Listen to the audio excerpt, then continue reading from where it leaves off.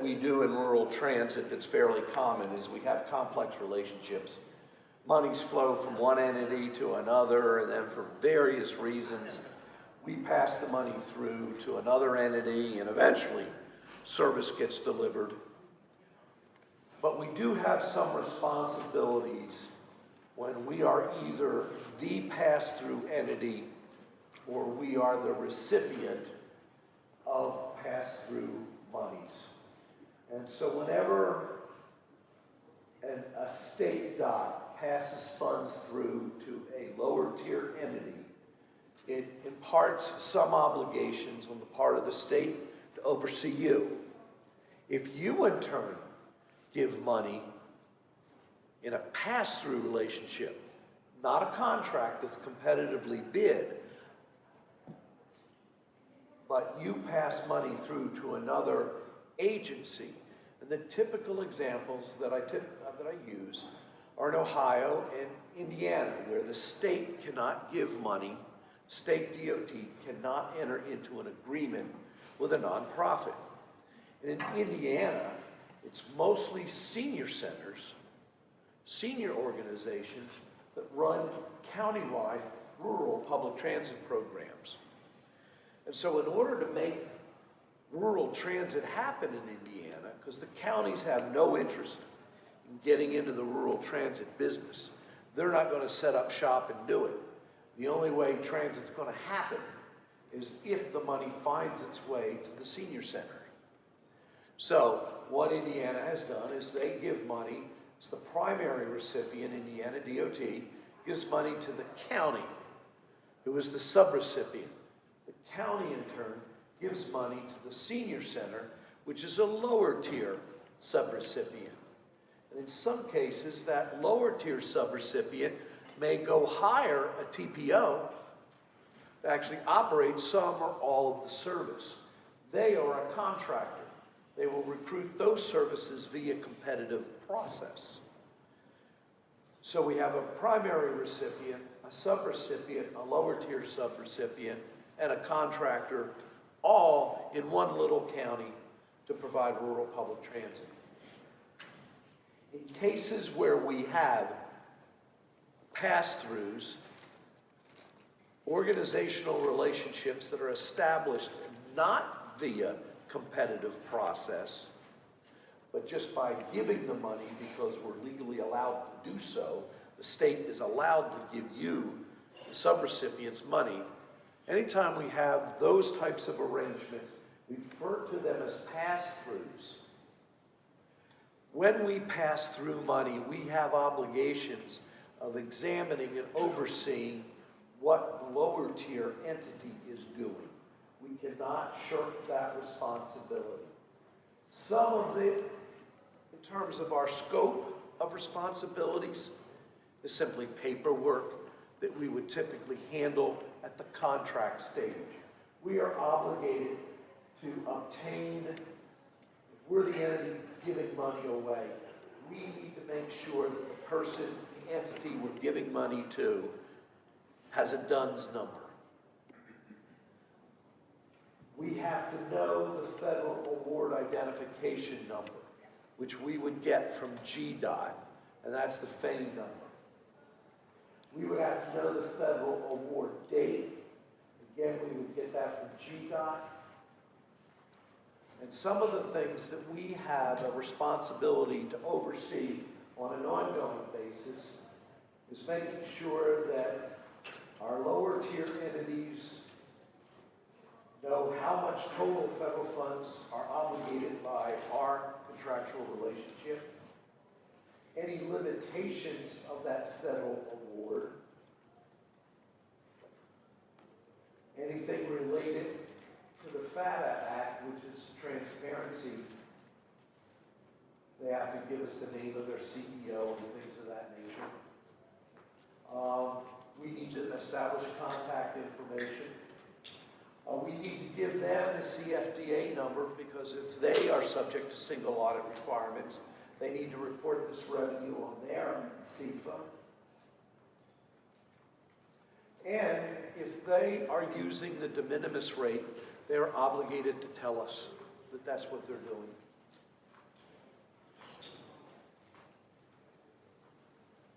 we have an obligation to tell them all of the compliance elements that they'll be subject to in the execution of the award.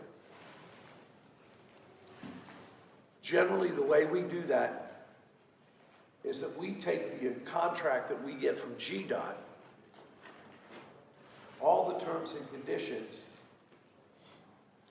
we make a copy of it, we draw up our 5 or 8 page contract with the lower tier entity, and then we include a paragraph that says all the terms and conditions of the prime contract between GDOT and us will apply to you. See attachment D for a copy of that contract. And we just attach that contract in the lower tier agreement. Sometimes people don't want to kill as many trees, and they'll do something like, all the terms and conditions of our contract with GDOT are hereby incorporated by reference. Legalese term that tells the lower tier entity there are additional requirements, but you failed to tell, because you haven't included a copy of the agreement in that lower tier contract, what those obligations are. FTA says you can't do that. If you expect an entity to adhere to various terms and conditions of the grant, it is your obligation to tell them what those terms and conditions are so that they can properly evaluate and determine whether or not the agreement between you and them is going to be able to be fulfilled while they meet all of those strings, red tape that are attached to the grant agreement. They have to make that decision, and you have an obligation to ensure that they know what all those obligations are. You need to find out whether or not they have an approved indirect cost rate from the federal government. Just as you need to know whether or not they plan to use the de minimis rate, you need to find out whether they have an approved indirect cost rate, because you, as the pass-through entity, have to agree to abide by that approved indirect cost rate. So you should know that up front.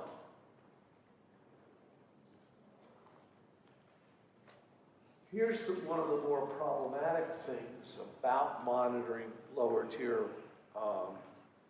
performance, lower tier entity performance, is that periodically you got to get away from your office and go visit them. Need to go conduct a site visit, discuss performance of the contract, review financial statements, look at how they're doing with respect to compliance with everything you expected them to do in accordance with the contract. It's time consuming. We don't have time to do it, but nevertheless, we have to make the time to ensure that they're adhering to the terms and conditions of the contract. You will be held partially accountable for their actions. And so it would behoove you to get out from your desk at least once or twice a year and conduct a site visit, a compliance oversight visit to those lower tier entities. And I would review their monthly financial statements and other program-related reports that they've been sending to you, and I would use these oversight visits as an opportunity to identify and detect issues in service delivery. This way you can catch issues before GDOT finds them when they come in and do compliance audits. It shows that you've been proactive. Also, if their auditors give them a hard time and perhaps are in error in interpreting the agreement and their responsibilities under the agreement they have with you, you have the responsibility of evaluating the auditor's finding and determining whether or not it has merit or not. And you, rather than GDOT, can issue a management letter saying the audit finding is inconsistent with the contractual agreement, the audit finding is not correct, and we believe that the grantee is in compliance, and we are closing the finding on your behalf. you can do that. That's rare, but it can happen. Some optional things that you can do, this periodically happens. We had a meeting just yesterday on when we think that there are additional issues arising in the performance of a contract. We as the primary vendor can request an auditor to go visit and conduct something less in scope than an audit. And the audit community refers to these as AUP procedures, agreed upon procedures, which is limited in scope, but will have the effect of having somebody qualified as an auditor to go in there and review specific subjects that you think are amiss. You can perform lower site reviews, or as GDOT has done, you can use hired guns in the consulting community, such as RLS, to go in there and do such reviews. Many states use that particular option. They do 2-day on-site reviews using consultants to monitor compliance. So the purpose of that section is to let you know that even though you may have limited responsibilities and you're just passing the money through, you're a conduit to get money to the actual entity that operates buses. In a grants management scenario, it doesn't relieve you of some oversight responsibility. It exists, and in some cases, state agencies will let you take a flat rate off the top of the monies that they're giving to you to account for your administrative oversight activities. In Oregon, when a county passes through money to a nonprofit, the county can take a flat $2,000 each year for every sub-agreement they have to account for the level of monitoring and oversight that the county has to perform during the course of the grant period. That I consider to be a best practice.